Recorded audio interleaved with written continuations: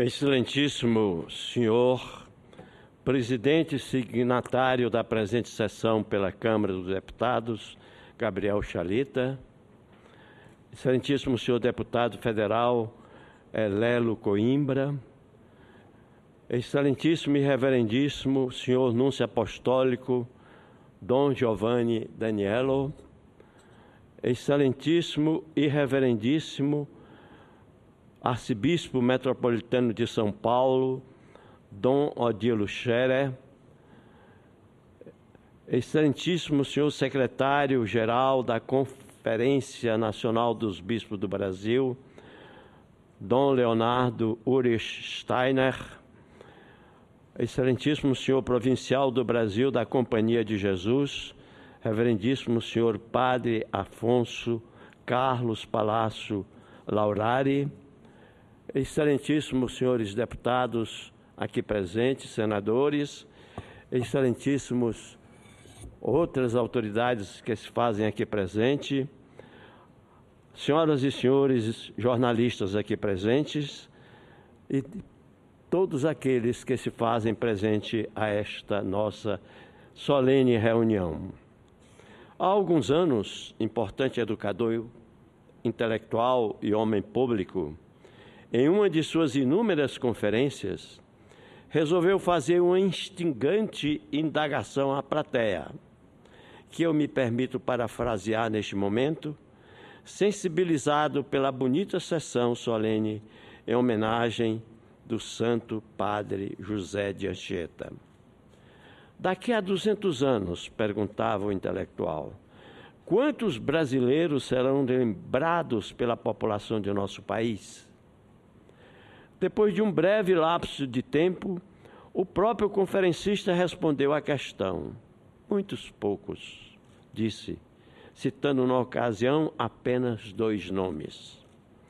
Refletindo sobre aquela indagação, concluí em minha modesta avaliação que entre esses poucos brasileiros, não sei se somente 2 ou mais alguns poucos, estará certamente o Santo Padre José de Anchieta, que continuará a ser lembrado pela população brasileira, como ocorre desde 1554, quando o então jovem padre recebeu de seu superior jesuíta a missão de subir a Serra do Mar para fundar um colégio no Planalto de Piratininga, no centro da hoje cidade de São Paulo. Sua inigualável atuação forjou uma indiscutível contribuição à formação de nossa nacionalidade, iniciada pela catequização e educação dos índios, junto com o padre Manuel da Nóbrega, e pela fundação da cidade de São Paulo, ocorrida a partir de um fluxo migratório de famílias indígenas e portuguesas que deixaram suas terras para fixar-se próximo do padre José de Anchieta, ao entorno do mencionado colégio. Com o passar do tempo, esse casario transformou-se em um aldeamento.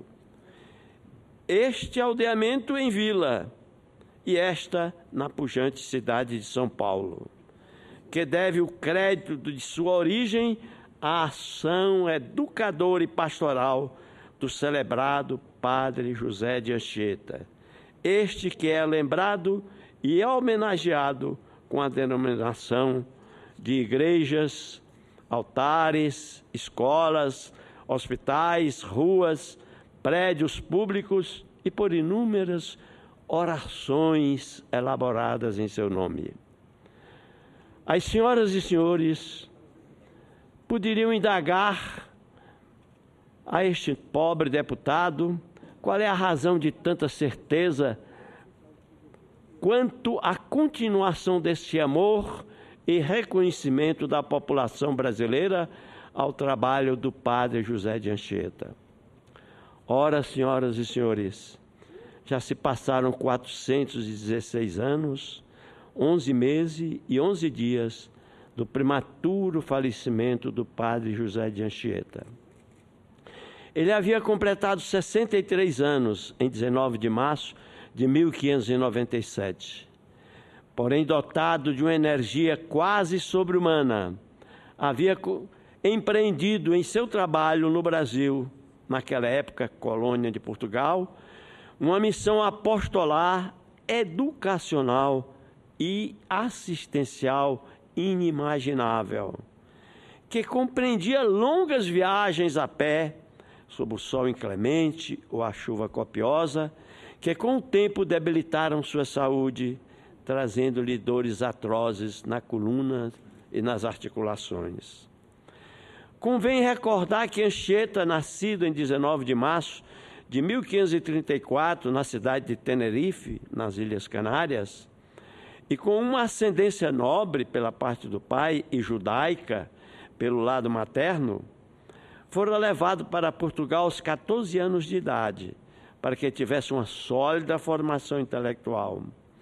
Tendo iniciado seus estudos de filosofia no Colégio das Artes, pertencente à secular Universidade de Coimbra.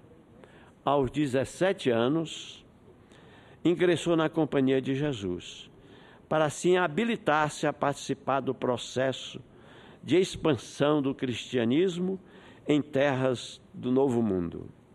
Surgida a oportunidade de vir para a então colônia Brasil, Anchieta não pensou e, apesar de seu promissor futuro em Portugal, juntou suas tralhas, despediu-se da família e dos amigos e simplesmente veio.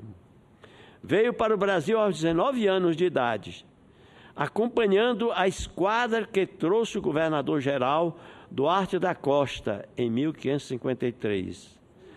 E os 44 anos que lhe sobrevieram de vida, viveu-os aqui.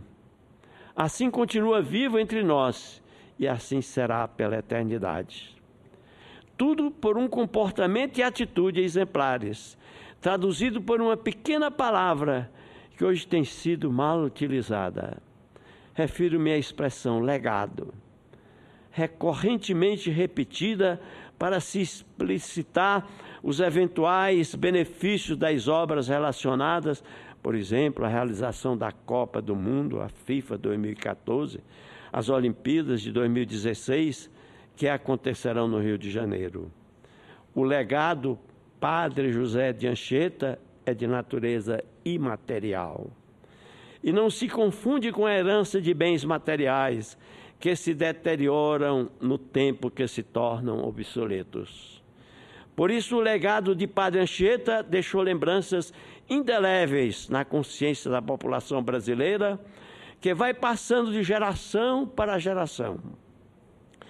Trata-se de seu profundo amor ao próximo, expressado no dia a dia de seu trabalho como educador, como missionário, como provedor de assistência espiritual e psicológica aos indígenas e portugueses dos estratos mais simples da população e como fundador da cidade de São Paulo, bem como de seu interesse em conhecer profundamente a língua dos nativos, que lhe permitiu rapidamente perceber que as línguas faladas por várias tribos tinham uma mesma raiz, formada por aspectos semânticos, gramaticais e vocabulários em comum, de essencial importância para a consolidação do projeto evangelizador dos jesuítas, sendo que os textos e apresentações artísticas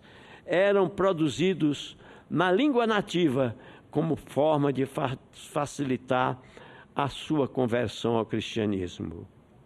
Em 1567, Anchieta alcançou o cargo de provincial, que correspondia ao mais alto posto da Ordem de Jesus, que estava vago após a morte do padre Manuel da Nóbrega. A partir de então, o padre Anchieta andou por toda a extensão do território da colônia, orientando as atividades das várias missões jesuíticas instaladas no Brasil. O Papa João Paulo II, em 1980, beatificou o padre Anchieta. após o desenrolar de um lento processo de investigação que caracteriza esse procedimento de beatificação. Portanto, a canonização do Padre Anchieta pelo Papa Francisco, agora Santo Padre José de Anchieta, era apenas uma questão de tempo, já que seu inestimável trabalho no Brasil há séculos é reconhecido no país que o considera de fato um verdadeiro brasileiro. Senhoras e senhores, agradeço a atenção de todos e a oportunidade de participar de uma solenidade marcante neste Congresso Nacional. Peço a Deus uma bênção para todos os presentes e afirmo que um país que tem o legado do Santo Padre José de Anchieta é um país que tem jeito. Peço que reflitam sobre o desenvolvimento do Brasil, como o Padre Anchieta já pensava desde 1553. Que este desenvolvimento encontra-se, sem dúvida, no investimento massivo no segmento da educação. Muito obrigado.